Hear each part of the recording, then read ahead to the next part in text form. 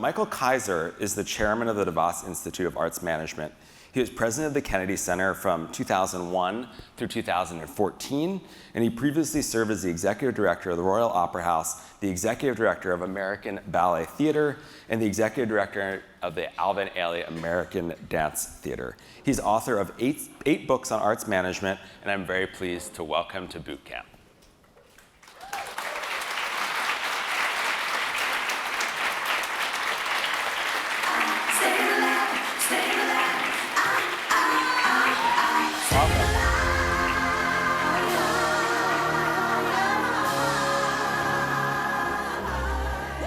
We're keeping the arts alive. Trying. I wanted to have you here to kick off our conference, where the theme is 21st Century Arts Marketing, for three reasons. One, you've been doing this for a very long time. You're part of a generation of arts leaders that I believe we all can learn from. And you've experienced the wins, you've made the mistakes, and you've written about them. Second, you have developed what I think is a foundational model for arts marketing, the cycle, which is a blueprint that I believe is fundamental for everyone working in the field to understand. This includes marketing, but reaches far beyond marketing to fundraising, programming, development, leadership, board management, and more. And as marketers, we need to understand this entire ecosystem. And three, you've written extensively about the conditions that made the arts thrive in the 20th century and the challenges we face and will continue to face in the 21st century. So I want to cover all those things here today. Ready? Ready. All right. Let's start with the cycle. I think it's always important to go back to the fundamentals, and simple models are best. Can you outline the cycle for everybody? Sure. And let me say the cycle isn't that old a model. I really created it in 2009. Oh, wow. So it's just 10 years old. But it came from a lifetime of work primarily with troubled organizations. And when you work with organizations that are really sick, you start to figure out what makes health and why are healthy organizations healthy. And I found that the number one reason that healthy organizations are healthy is because they do really great art. And people expected a turnaround person to come in and cut costs and slash and burn. But truly what makes health in every respect for a cultural institution is doing great work, great programming, exciting, and I like to use the word surprising. I wish that were enough. It's not enough. You have to market that art, which is why we're here today. And I break marketing into two pieces. One piece I call programmatic marketing.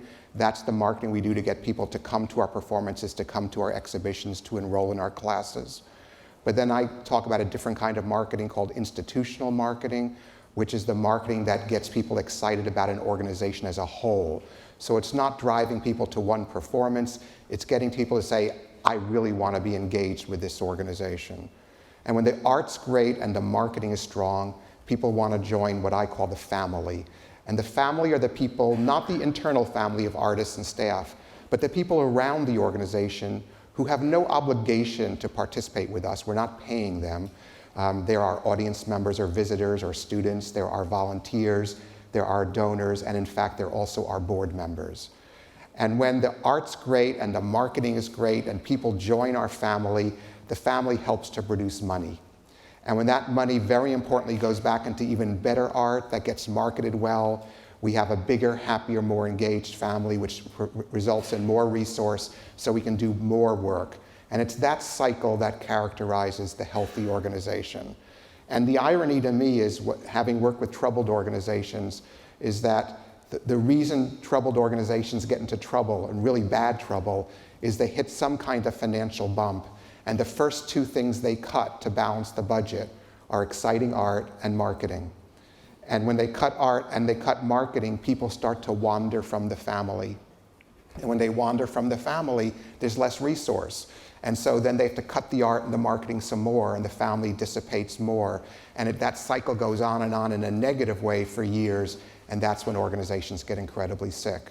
So my belief is that arts organizations have to focus first and foremost on making incredible art, secondly, on producing great marketing to support that art, and thirdly, engaging people and welcoming them in and embracing them and pulling them to the organization. You talk about the importance of long-term planning far in advance. I do. I particularly talk about planning far in advance for your art. I find too many arts organizations plan their art maybe a year in advance, maybe a year and a half in advance. And I find that if you give yourself much more lead time, you mentioned Oprah talking about the luxury of time. Well, that's how I phrase it too.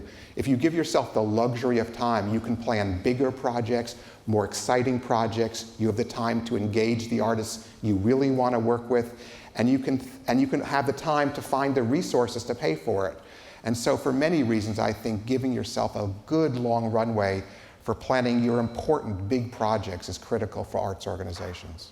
When I interviewed you for the CI to I podcast, you talked about not just doing a Sondheim play, but planning a Sondheim festival and what that did. You know, when I got to the Kennedy Center in 2001, we were a strong arts organization. We were called the National Cultural Center, but frankly, we were a strong regional cultural center at the time. And yet we were meant to be a national cultural center. So I was thinking, even as I was being interviewed, of what kinds of projects could we do that would speak to the nation. And the first big project we did was a whole festival of Sondheim. And that involved, we produced 6 productions of his musicals in rep. So you could come for a weekend from New York and see 3 musicals. My idea was, I wanted to show the musicals next to each other because there were a lot of misconceptions about the work of Stephen Sondheim, and I wanted to disprove those misconceptions. So we produced 6 musicals, but that wasn't enough. We also then imported from Japan a production of one of his musicals, Pacific Overtures, which is about the British entry into Japan, and in Japanese no less, and we brought that production. And then we created 2 one-night performances by 2 iconic Sondheim performers, Barbara Cook and Mandy Patinkin, who came and did their one-person Sondheim shows. And then we created a educational program for middle school children in our region where they did the first act of Into the Woods, and that ended up on PBS. And then we decided to open the performance with an interview. Frank Rich, who at that time was with the New York Times, interviewing Stephen Sondheim, and 2,400 people showed up for that interview. And the whole package gave us something to talk about, something to excite donors with, something to excite our audiences with. It got the press unbelievably buzzed. We got 14 articles in the New York Times, which was quite astonishing. We brought people from 38 countries to the Kennedy Center. Half the ticket buyers in the weekends came from New York City zip codes to Washington. So people came from all 50 states. It just changed the way the Kennedy Center was perceived. We hadn't produced theater in 14 years, and all of a sudden we started with this mammoth festival. I find these big, what I call transformational projects, are the ones that change how a community views an arts organization and allows you to jumpstart your fundraising and your ticket sales activities, because all of a sudden people think about you as this very vital, very dynamic organization. So it's really helping with, you mentioned programmatic versus institutional marketing. Can you dig into that a little more for everybody? Sure. I think programmatic marketing is very familiar to everyone in this room. It's the email blast, the posters, the advertising, the direct mail pieces, the Instagram posts, whatever it is we do to get people to come buy tickets. I think what's a little bit less familiar is the concept of institutional marketing.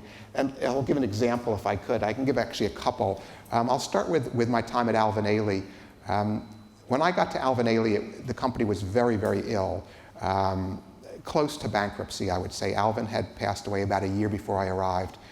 And the company had not been in great shape in the last few years of his life either. And we were really desperate. And everyone in the organization was sort of surprised. And when I interviewed, they said, we don't know why we're so sick. We're so famous. Everyone's heard of Alvin Ailey. We tour the US, we tour the world, we have a great New York season, we have a school. Why are we so ill? And then shortly after I arrived, the author Alex Haley died. You probably know Alex Haley is the author of the book Roots. And we got many, many letters of condolence because people thought Alex Haley was Alvin Ailey. And what that told me was that we were not quite as famous as we thought we were. And I think that's true in the arts. We read everything we produce. We think everyone reads it as thoroughly as we do and memorizes every word. They don't. And so people just didn't really know about Ailey that well. And so I spent a year creating a program of activities, not so much designed to sell more tickets, though it certainly helped do that, but really to get people to say, this is a vital organization. And I'll run down the list pretty quickly, not because anyone wants to copy exactly what we did, but to give an idea of the kinds of things I think of when I think of institutional marketing. And it started in December of 1992, when we got on the Phil Donahue show. Now, I know most of you weren't alive then, but he was the person before Oprah, so think that way. He had a great 1-hour talk show. We got on the show. He did the whole hour on Ailey. Our artistic director, Judith Jamison, was interviewed. Our dancers danced. 18 million people saw the show. But the truth is, if that's all we had done, it would have made us feel great, but it wouldn't have had much impact, because as you know better than I, with marketing, you have to deliver that message over and over and over again. But the next month was President Clinton's first inauguration, and we wormed our way into a gala that was going to be given the night before the inauguration. They had Barbra Streisand, Michael Jackson, Fleetwood Mac, Aretha Franklin, on and on and on. And we got on that program. And it was on CBS. 88 million people saw that show. 2 months later, we did an exhibition at the Smithsonian about the history of Ailey and how we grew from this very, very, very modest organization to be one that does tour the world and represent the US abroad. That was in March of '93. In July of '93, we did a big free concert here in Central Park. 30,000 people came. More importantly, we had CNN come and cover the event, and they did a 2-minute segment they ran 48 times over the next 24 hours across the US and around the world. That was in July. In August of that year, our street was renamed Alvin Ailey Place. That's when we were on West 61st. It still says, the sign still says Alvin Ailey Place, although Ailey has moved, and their new sign also says Alvin Ailey Place. So there are 2 Alvin Ailey Places in New York City at the moment. That was in August of '93. In November of '93, we published 2 books, or 2 books were published about the company. One was a book of photographs tracing the history of Ailey in photographs, and the other was the autobiography of Judith Jamison, our artistic director. And then in December of that year, 1 year after the Donahue show, was our 35th anniversary season in New York. We opened with a big gala that had Al Jarreau, Jesse Norman, Dionne Warwick, Maya Angelou, Anna Deavere Smith, Denzel Washington, Phylicia Rashad, all participating. Everywhere you turned for that year, there was Ailey doing something big, mission-driven, but big and engaging and exciting. And in that year, we doubled our fundraising. When I got to Ailey, we raised $1.7 million a year for 5 years in a row. My first 2 years, we raised $1.7 million. In fact, when I was interviewed for the job, my board said to me, you will never raise more than $1.7 million for Alvin Ailey. That's all the money in the world there is for Alvin Ailey. Well, in this year, with all of that institutional marketing, so many people wanted to join our family that our fundraising went from $1.7 to $3.4 million. We doubled fundraising in the 1 year, and that 1.7 extra million paid off the entire historic deficit of Ailey, and we went from being close to bankruptcy to being solvent. And I firmly believe it's 2 things.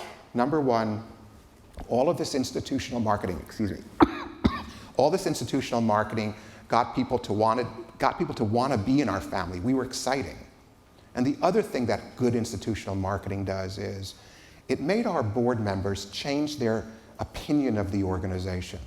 Our board loved Ailey. They thought we were a great organization. They were passionate about our dancers. But they were also embarrassed by our fiscal health. And they didn't want to involve their friends in an organization that was so sick. When all of a sudden we were on TV and we were in the newspaper and we had streets named for us and we were in Donahue and all this good stuff is going on, all of a sudden my board got really proud and really excited and felt that they were doing their friends a favor to get them involved with us with all this going on. And so all of a sudden we went from a board that was a little standoffish to a board that got deeply involved. And I believe that's the power of good marketing. And that's why I'm so committed to the power of this kind of institutional marketing. And I don't use the word branding because it's not so much about logos or taglines or color selections. Frankly, I think, well, I know it's a great thing to do. And I can't say in a room of marketers it's not. But the truth is most of us in the arts just don't have that much money to take a brand and make it really ubiquitous. And we have to focus on the things we do have. And what we do have are performances or exhibitions and special events. And we need to make sure we're making those as vital and dynamic and exciting as possible so that we use them to draw people to us. And I feel like if you do that, you will have a successful organization. And do you need some water? A little bit would be great. Water, please. Thank you. And you say if your institutional marketing is done well, you have to spend less on your programmatic marketing. It's absolutely true, because if people, when people go to Milan, Italy, they go to La Scala. My parents went to Milan, Italy. They went to La Scala. What was La Scala doing when my parents got to Rome? Porgy and Bess. Now, that's not the opera that you really want to hear when you go to the great Italian opera house, but that's what was playing, so that's what they saw. When something's famous, when you build the name recognition of an organization, you don't have to work as hard to sell the tickets to each performance or to get people to come to each exhibition. And so I really do believe that strong institutional marketing can help you reduce your spend on programmatic marketing. But also, institutional marketing can be cheap. Let me go through that Ailey set of examples. Oh, thank you so much. Oh, fancy. Branded. Let me go through that. We did the Donahue show. That was paid for by the Donahue producers. We did the Clinton Inaugural Gala. That was paid by the Inaugural Committee. We did the Smithsonian exhibition. That was paid for by the Smithsonian. We did the Central Park performance. This was our 35th year. It was Philip Morris's 35th year of sponsoring the arts. They were the biggest dance sponsor at the time. I went to them and said, will you sponsor this? They said yes. They paid for that. The city paid for the street naming. The two publishing companies paid for the books, and the gala made money. So it was a cost-free institutional marketing effort. It took a ton of time, ton of planning, ton of thoughtfulness, but it didn't take a lot of cash, and we didn't have a lot of cash. And by the way, lest you think that institutional marketing is only for an organization as famous as Ailey, let me give one more example if I could. Let me go to my first job in the arts, running this little ballet company called Kansas City Ballet. Great organization, great ballet company. But if you think selling your art form in your city's hard, try sell ballet in Kansas City in the mid-1980s. But what did we do there? We also did an institutional marketing effort. We put on our board the anchor for the local NBC affiliate Live at 5 News, and his board contribution was to put us on his show 3 times a year for 5 minutes. We found an early morning talk show called Good Morning Kansas City that no one wanted to go on because you had to get up at 4 to do it. But I did it 3 times a year, and they gave me 20 minutes. And who watched that show but the business community of Kansas City getting ready for work? So I had 20 minutes 3 times a year talking to them. We did our debut tour to New York. We were the first Kansas City organization to perform in New York City. That was big news in Kansas City. We did something that any cultural institution can do. We wrote a strategic plan, which I believe is critical, and we asked one of our board members to give a cocktail party in his newly renovated home. People came to see the home, but we invited 50 of the major leaders of the community to his home, and in the middle of the party, I gave a little talk about how we were going to change the Kansas City from this very troubled organization that couldn't make payroll to the leading cultural export of Kansas City. I gave everyone there a copy of the plan. That night changed the history of the Kansas City Ballet. That was institutional marketing. Today, the Kansas City Ballet has one of the largest, most beautiful, dedicated dance buildings in America. It has a new performing arts center of Kansas City built in much of the reason for that building that center was for the Kansas City Ballet. They're a thriving, large regional company, not that little company that I got to. But we changed the way the community thought about the organization. You don't have to be Ailey. You don't have to do a presidential gala. As my colleague Brett Egan always says, everybody knows someone more famous than they are. Get them involved in your organization. Yeah. So I want to jump into some questions, but first I want to do a fast round of definitions. So Okay. from the cycle, so we're all on the same page. We talked about institutional marketing versus programmatic marketing. You talk about tent poles Right. in marketing. Tent poles are those few projects a year you do that are going to get people wowed. And I believe that we really need to think about our programming a little bit differently. And I know as marketers, sometimes you can feel disconnected from the programming decisions, but the cycle suggests we're all in this together. And I find that too many organizations have what I call slots mentality. There's the Christmas slot, the fun slot, the family slot, the diverse slot, the challenging slot, and each year you try and fill in these slots. And when you have that kind of routine programming, it's just boring. And what I want to make sure is that we surprise our audiences, we surprise our communities. And every year I want to have 2 or 3 or 4 programs, depending on the size of your organization and how much you do. But something that's going to get people to go, wow, that was really amazing. How did you pull that off? Where did that idea come from? And those are the projects that I think you need to spend more time on, and you can't just plan 6 months before they happen or 8 months before they happen. I think you've got to plan 3, 4, and 5 years in advance to make those very special projects happen. Missionary marketing versus information marketing. Right, missionary marketing versus informational marketing, right. Informational marketing is when you're selling something that is so easy to sell. Beyonce in concert, not a challenge. Any marketing person who cannot sell that out is having troubled days. All you have to do is give some information out. It's Beyonce, here's the phone number, here's the date, and you're done, right? That's cheap, easy. The other side is what I call missionary marketing, and that is when we're trying to sell a new work, unknown work by an unknown writer or choreographer or whatever it is, work that's really might be incredibly wonderful, probably is, but people haven't heard of it. Well, you can't just say, here's the name of it and here's the phone number. You've got to describe that project more. And the kind of marketing we do and how we formulate our marketing plan has to differ depending upon where on this cycle it is, from the brand new unknown work to Beyonce. And I find that too many organizations have their approach to marketing. We do this number of email blasts, we send out this postcard, or we do this kind of Instagram, or we do this, we do that for every project. And I think we're wasting resources on Beyonce, because Beyonce costs $0 to market, but we're not gathering enough resource to spend on the harder to sell ones. And I think one of the great aspects of the technological change I've experienced in my life is that now with websites and social media and emails and all the range of tools we now have at our disposal, we can explain new projects much better than we could when I started in this field. And it's one of the reasons why I think we see, for example, the explosion of new opera. I don't think it's just because people have different tastes. I believe it's because we can do much better marketing now than we used to be able to do when all we had was direct mail and posters. Yeah. Good marketing is education. Education to change people's mind. So I'm curious though, because if you have this program that is easy to sell, so if you're, maybe not Beyonce's not the great example, but like you're doing Yo-Yo Ma, obviously you say Yo-Yo Ma and all the seats sell.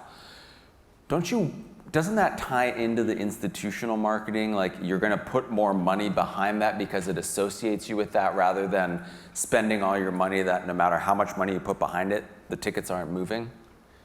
I will spend a lot of time making Yo-Yo Ma coming to town a big deal. Mm-hmm. I will talk about it. I will do as much press as I can do. I will do as much social as I can do. Mm-hmm. But I'm not going to spend a lot in advance just to get the tickets sold. Mm-hmm. I'm also going to try and focus. A lot of good institutional marketing is focused on your donor base or your prospective donors.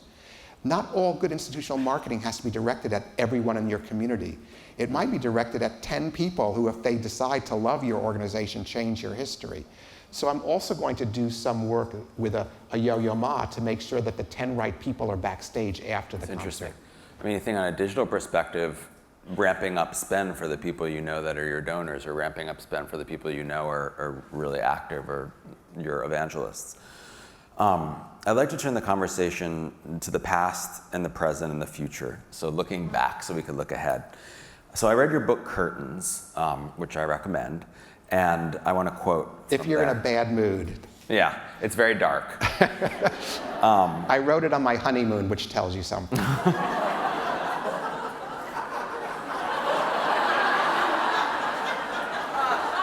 fun fact I learned when doing research for this, Ruth Bader Ginsburg married Michael and his husband. So that's kind of true. Cool. Let's all pray for her health. First. Okay. Hope she's in good health.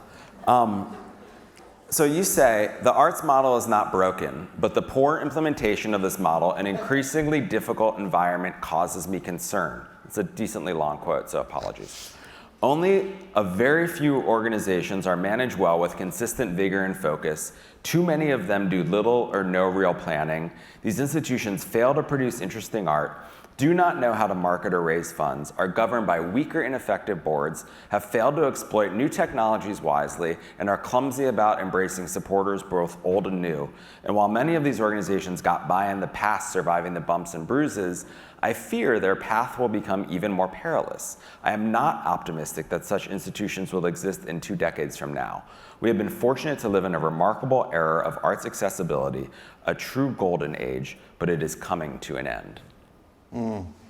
Discuss. Sorry. We had an amazing period between World War II and just about the turn of the century, 2000, where so many arts organizations were formed.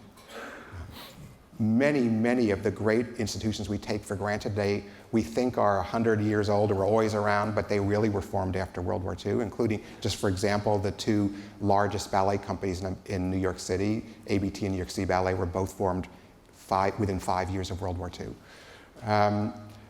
We had this time when people participated in the arts fully, and when people subscribed, and when when the economy was good and people were making money and giving money, and our arts, we had foundations. The Ford Foundation in 1961 had a season where they gave all this money to opera companies to do seasons of all new works. Believe it, 1961, all new operas. There was so much that was happening for about 50 years.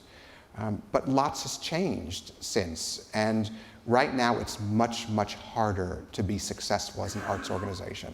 It's why we need trained arts managers more than ever, because it's hard. And that quote, which is a very dark quote, but I do believe it. I tour the US a lot. I speak to so many arts organizations. I teach a great deal. And I find that very few organizations have the cycle down. It's such an easy concept, but it's hard to implement. And I find so many organizations are not planning their art far in advance. They're not being adventuresome in their art. Well, today, when there's so many alternative forms of entertainment, if you're not interesting, you're dead. Who are not doing really good institutional marketing, who are not welcoming people in and taking advantage of, in a good sense, of the people who are coming into the doors and getting to know them and making them feel part of an organization, and are not doing all of this with consistency. And over time, I believe we are going to lose, if we don't do this, organizations that don't do this, more and more people are going to stop coming to our performances, and they're going to spend more time looking at Netflix. Yeah. Some of the factors you laid out that helped this explosion in the 20th century I thought were really interesting. The boom of creativity post-war, television and late night hosts and mass media who were, brought on people like Beverly Sills and supported our work through the mass culture. Appreciation of arts by our leaders and individuals' willingness to support. Can you imagine that President Kennedy had Pablo Casals, one of the great cellists of all time, a whole evening dedicated to Pablo Casals, a great cellist, coming and playing the Bach unaccompanied cello suites and having this amazing state event for a cellist? Can you imagine that? It was wonderful. So we're obviously in a whole new world in many ways, which we'll get into. But you talked about over the 20th century progressing, how the economic model of the arts was challenged and an income gap developed. Can you explain that? Sure, and the income gap has been going on for 2,000 years, and I certainly didn't name it. It was named by 2 Princeton professors, Baumwoll and Bowen, in a very important book. If you haven't read The Economics of the Arts, it's from, I think, 1961, and I think you must read it. But basically, their thesis is very simple, which is we in the arts have a very hard time increasing worker productivity, and so our costs go up faster than in other industries. And once we build a performing arts facility, we set in concrete, literally, the real earned income potential. We have a certain number of seats. And so when the costs go up really fast and your earned income is held steady, real earned income, meaning uninflated, you have this gap between the two that gets larger and larger and larger every year. And the challenge for an arts organization is, how do you fill that gap? We can fill it with fundraising. We can fill it by raising our ticket prices, which we do at our own peril, and which we've done, unfortunately, for the last 50 years. An example, the top ticket prices at the Metropolitan Opera Center, Orchestra Street in 1960 was $10. And I think 3 years ago it was $300 when I did this work. That's a factor of 30, right? From 10 to 300, it's gone up 30 times. Inflation only went up 7.5 times in that period. So the tickets went up 4 times the rate of inflation. And then we're surprised we're not selling at our houses, or we're surprised that there's whole groups of our community who say the arts are not for them because it's too expensive. And so that's what Baumol and Bowen talked about. That's an absolutely critical factor we need to know in our work. It's not that we're dumb, it's not that we're wasteful. Ourselves, and particularly our board members and donors, need to know we face these very challenging economic factors that make arts hard. Yeah. And then on top of that, you talk about how during much of the 20th century, most arts organizations could earn 50 to 70% of their revenue through ticket sales and had to be less reliant on philanthropy. And mostly through subscription. Right.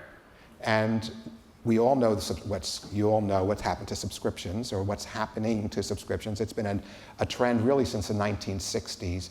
I think people travel more than they used to. They travel more for work than they used to. As more and more women worked outside the home, I think that had an impact on subscriptions. As ticket prices went up, all of a sudden a package of 6 performances got really, really expensive. And so for many reasons, we've seen the death of the subscription model.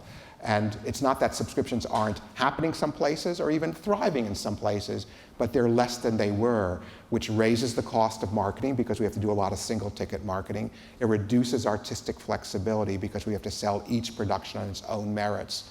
And we've lost chunks of our audience who used to come 6 or 8 times a year and now come 1 or 2 times a year. Makes it a lot harder. Yeah.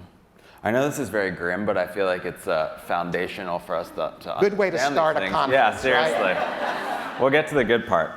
And then in the second half of the 20th century, a few more factors impacted the sector. Generation of college students who did not get an arts education, the need to have a professional staff, which is expensive, growth of labor unions. How did all these things impact the arts?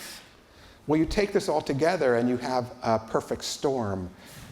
You have declining demand, you have increased costs, and you have what the one thing that's not mentioned there, which of course we have to, is the increasing competition from other forms of entertainment. And you put this all together and it's hard. Believe it or not, I'm an optimist. I know that sounds funny. I believe any organization that does really interesting work and knows how to engage its community can thrive. And I know many arts organizations today that are thriving. I'll name one that I don't work with because I think they do it so well, Opera Philadelphia. David Devan, who has done such a great job of rethinking how he presents his work. He does very challenging work. He sells lots of tickets. He raises lots of money. And he's not unique, but he is an amazing person. There are others who do this incredibly well. Look what Deborah Borda did with the Los Angeles Philharmonic. There are models across the US of organizations that are thriving, but they're doing it right. They're doing interesting work. They're marketing really well, and they're really good at engaging people and making them feel part of the family. So I'm not a pessimist.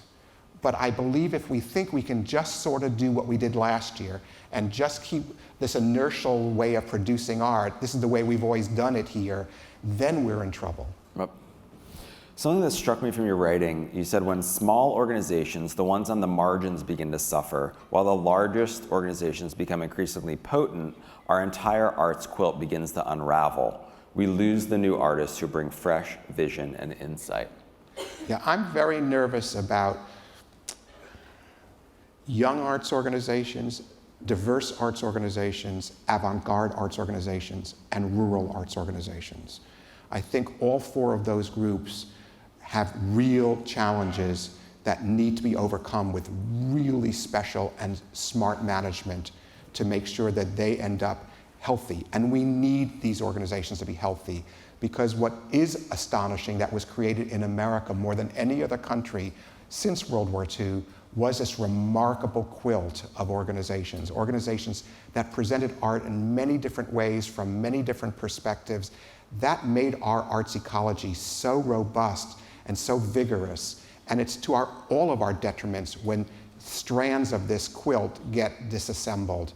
So those 4 groups of organizations I'm spending a disproportionate amount of time with right now because I'm disproportionately worried about them. I'm going to change the subject a bit to leadership, and I'm curious your thoughts on hiring corporate leaders to lead arts organizations or run marketing departments. Yeah. I have to self-confession, I came from the corporate world in my first arts job, so I'm exactly who I wouldn't hire. Here's what I think. It is not that someone from the corporate world can't be a great arts manager, and I can name several examples. One of my clients is an organization called Dayton Contemporary Dance Company, one of the great African-American dance companies in America. They've got a great executive director named Ronita Hawes. She comes right out of the corporate world. She's been there now for 15 years and has done an astonishingly good job. So I am not saying that someone can't come out of the corporate world. But what bothers me is, number one, that the boards who are doing the hiring, at least of the executive directors, don't necessarily respect the fact that this is a profession. This is not a hobby. We don't have real jobs. I get asked all the time, what's your real job? And this is a profession. There's expertise to be had. And someone coming from the corporate world might have been a good manager. That doesn't necessarily make them a good arts manager. But more importantly, I will say that I find that a lot of, again, boards particularly, think that by hiring a financial person, that they will solve their financial problem. And the problem is, with this, is that financial people know how to measure problems. That's what they do. They measure the problem. They don't necessarily know how to solve the problem. Solutions in our field come from more revenue, which comes from better art and better marketing. It's not from better financial management. We don't have a control problem. We have a revenue problem. And so what we need to lead our organizations are people who know how to create revenue, who have great ideas for product, who have great ideas for engaging people with that product, not people who have a really good sense of what the balance sheet looks like. So I think a lot of mistakes are made in hiring for good, for well-intentioned reason. I just think it's a big mistake. It's important to get that out there.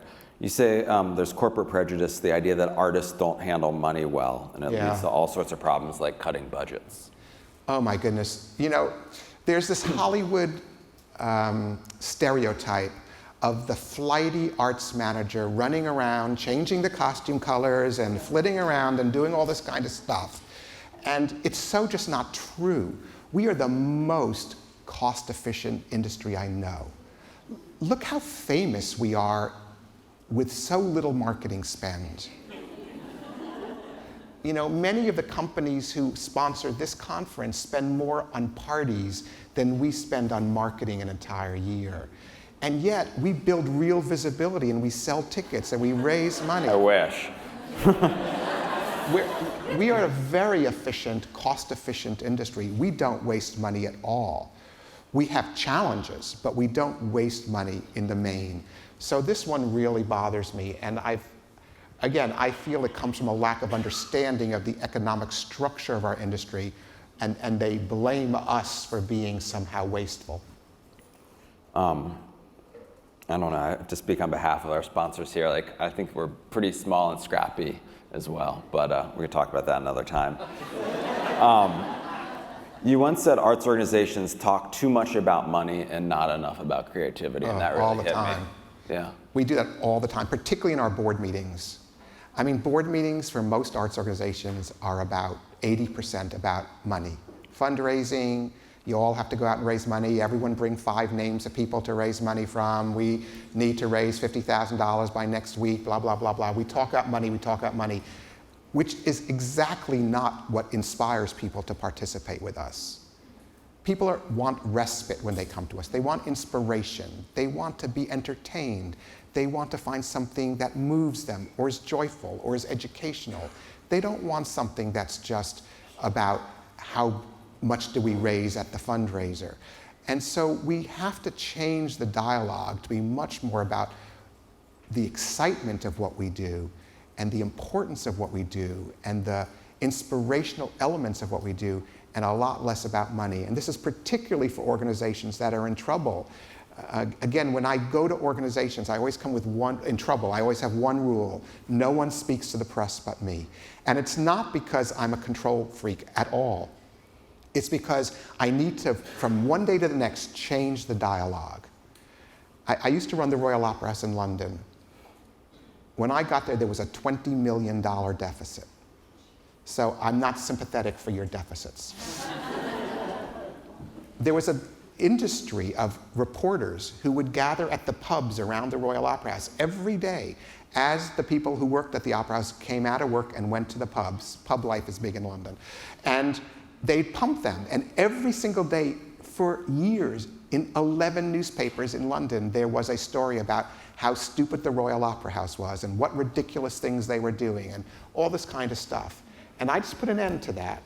And because we also had the largest arts education program in Europe, and we were building the highest tech opera house in the world, and we did incredible performances of beauty and importance. But no one was talking about that. We were just talking to the press about all the crap around the deficit. And so from one day to the next, we almost gave the reporters whiplash because I refused. They said, don't you want to talk about the problems? And I was the 5th chief executive in 5 years. Don't you want to talk about your predecessors and the stupid things they did? I said, no. I want to talk about next year's amazing performances. I want to talk about the new opera house we're about to open. And they gave me all kinds of names, Pollyanna, Mystic Meg, and all kinds of stuff, because they thought I was sort of crazy. But what we did was we changed the dialogue from a dialogue about disaster and bankruptcy and problems to a dialogue about accomplishment and excitement and innovation. It changed the history of the Royal Opera House, which today is one of the healthiest cultural institutions in Europe. Great. So we've laid the groundwork, we've talked about challenges of the past, we've talked about the ecosystem and some of the present challenges we face, and given a lot of tangible ideas for keeping us healthy into the future. In your book, Curtains, you do write about the future, and if we don't change and adopt, you paint a pretty grim picture of the arts landscape in 2035. I want to make sure we have 10 minutes for questions, but I'd love for you to talk a bit about that picture and what that will look like if we really don't enact some major changes. I'm very worried that we're going to have 2 sets of cultural institutions. A few very large institutions that have learned to use online well, that are broadcasting their performances far and wide, that build real recognition for the quality of the work they do, and that are able to turn that kind of large geographical influence into fundraising potency as well. So I'm concerned we're going to have a few really large ones and a few who are really community engaged organizations. But that mid-level organization, that mid-sized theater company, opera company, symphony, that those will be out of business. And I'm very, very worried that unless those mid-sized organizations distinguish themselves in some way, that it's going to be very challenging for someone to say, I'm going to spend $120 to go to a performance of my local regional opera company rather than spend $5 to watch a broadcast of the Metropolitan Opera at home. And given the propensity of people who are going to be ruling the world in 20 years to watch online, to have their headsets on, to see performances when they are convenient, to binge watch Game of Thrones if that's what they want to do, to watch and to participate in entertainment that way, I very much worry that we're going to have many fewer cultural institutions, and that means the cities that don't have the organizations there are going to really suffer, and we're going to lose that tremendous accessibility to arts that we built up between 1950 and 2000. So start thinking of your questions. I'm winding down on mine. So you've written 8 books. What is driving? I'm done. You're done? What is driving you? When I entered the field of arts management, there were very few books. There was Subscribe Now, and there was Baumol and Bowen, and that was it. There were very few arts management programs. There was no place to learn how to do this. And I felt that we were at a pivotal point in the arts where we really needed to learn how to run our organizations well. And I was given the very lucky chance to work with so many great organizations and to learn from them and to learn from the people with whom I've worked, and to build a cadre of information and to start to codify some basic rules. I'm sure a lot of what I've written is wrong, and I'm sure your generation is going to change it and fix it and make it better. But I do believe this is a profession. I believe we need it to be a profession because I believe it's darn hard to run an arts organization. And so I was motivated by the sense that if a group of us didn't codify what we were learning, then we were not going to be able to teach the next generation and have them learn and do better than we did. Right. And so a lot of people here, maybe early in their careers or working in marketing departments, and you have to bring this back to your organization. And this really requires buy-in from your board, from your senior leadership. And I just want to call out the resources that you offer through your program around education, if you could just talk about that. Sure. Well, there are the 8 books. We also have done a MOOC, a massive open online course. It's a free course, 6 weeks. You don't pay anything. It's on the Coursera platform.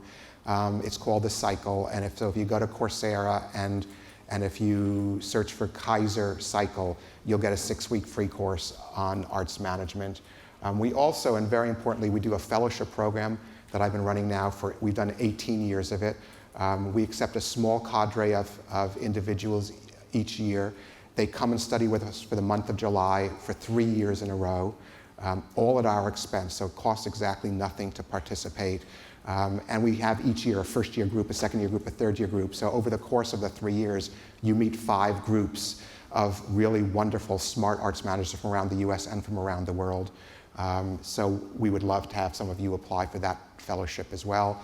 So I'd say those are the major education. And I would say thank you for doing that, and thank you for putting it out there for free. I think, thank you.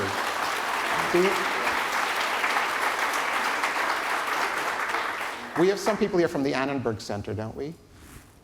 I thought we were having some people from the Annenberg Center. Yeah. Over there, yeah, because your boss, Rachel, was in the very first year of fellows in 2001. Wow, great. So I'd like to open it up to audience questions. We have a new protocol for questions this year. So if you have questions, please keep your hand raised, and one of our mic runners will bring you the mic. They're in charge of choosing. We're not picking questions. So there are 2 mics, and we can queue up to the next questions in advance. So wait till you receive the mic to ask a question, because we are on Facebook Live, and we're recording all these sessions. So opening up the room to sessions. And while they're running, can I acknowledge one person here? Yes. The very first website of my career, the very first website I'd ever seen, was created by someone who's here, Randy Fippinger, who was a stage manager at ABT, and in 1997 created a website. I didn't know what a website was. I didn't know what HTTP:/ was, and Randy taught me, so I really appreciate that.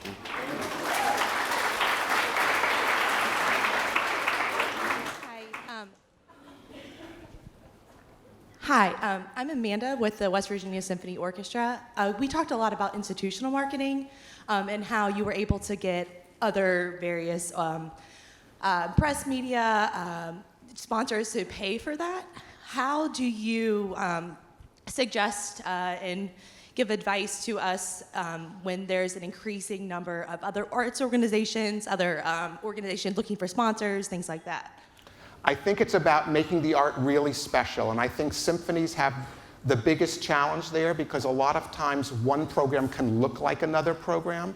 And so I'm really interested in what kind of programming that is artistically satisfying to your organization can also speak to people.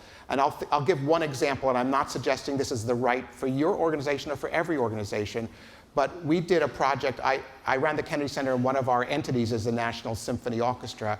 And one of the performances we did with the National Symphony Orchestra was to have Nas come and redo, I don't know if you know Illmatic, but Illmatic was the great album by Nas. Does everyone know Illmatic? Okay. So Illmatic isn't done live, but Nas did the whole Illmatic live with the National Symphony Orchestra. It was something that was really quite special and amazing. We had John Legend do a performance of What's Happening, which was an album by Marvin Gaye that had only been performed live once by Marvin Gaye at the Kennedy Center by just coincidence. And we had John Legend do that album with our orchestra. I think, and again, I'm not saying that's the only answer or the one answer, I'm just using these as examples, but think about projects that can really get people truly excited in your community and figure out, and you say, well, how do you get John Legend? You get John Legend not by saying we are going to do this next February 27th, you get it by talking to John Legend and say, when in the next 10 years are you free? And again, this is about advanced planning. If you really open the runway, not to try and do everything for next year, but think about what you can do in the future, you're going to find larger artists, big name artists willing to work with you.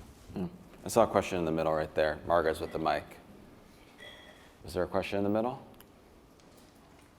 Am I hallucinating? Over there, sorry.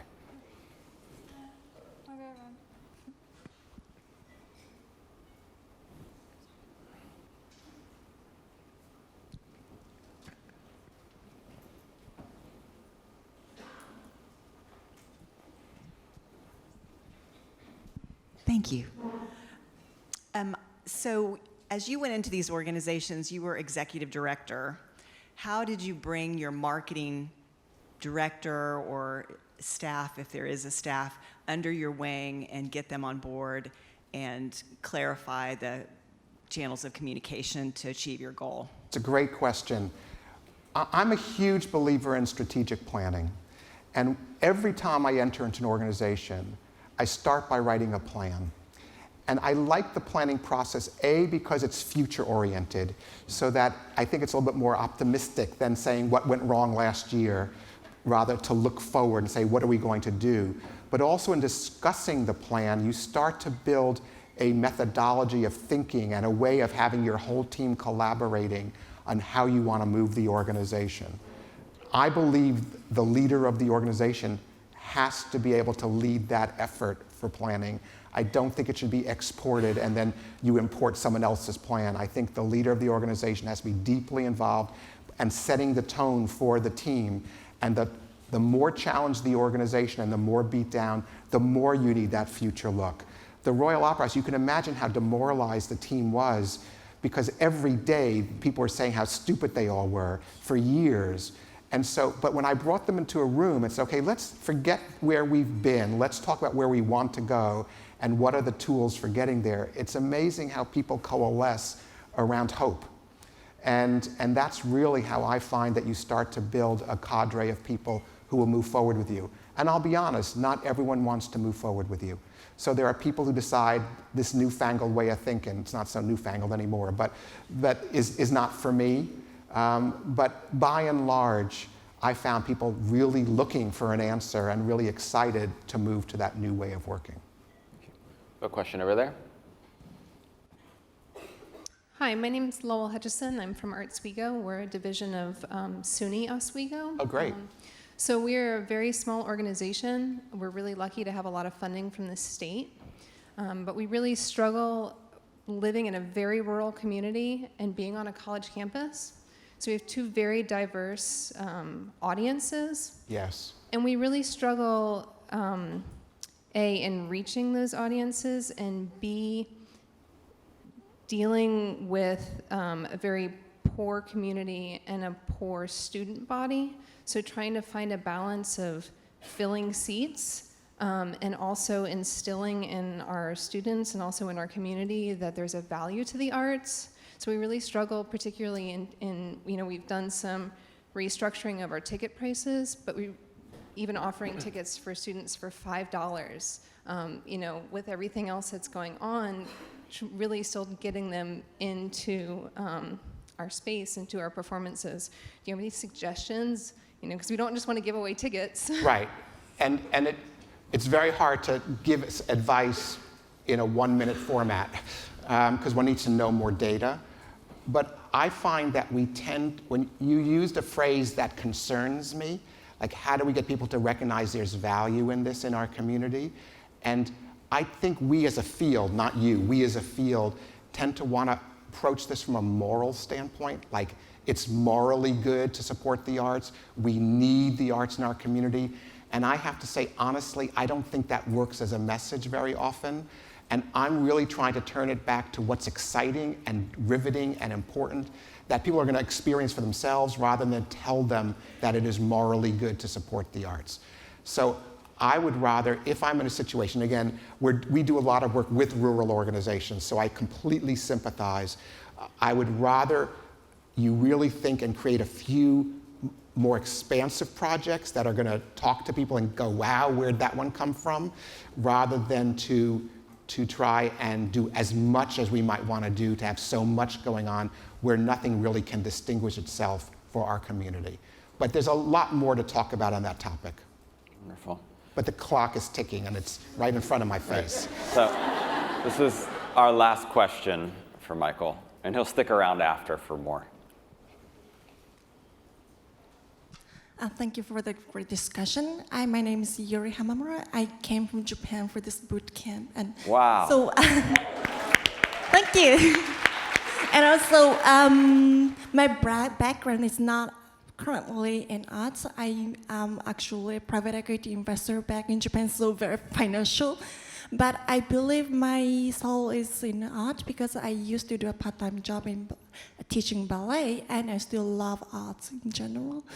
And my question to you is, I see you used to be a management consultant and transformed your career from management consultant to growing the arts organizations. And I do see a lot of similarities in vitalizing arts organizations and also various, especially B2C companies. So what would you be your suggestion or recommendation to someone who has built one's career in consulting or investing or helping companies to grow their business and Right. interested in It's a very good question, and I think the biggest difference is a difference of mission. For-profit corporations, the mission is in the words for profit. In the not-for-profit world, all we say is what we're not for. But what are we for? And what we're for is our mission.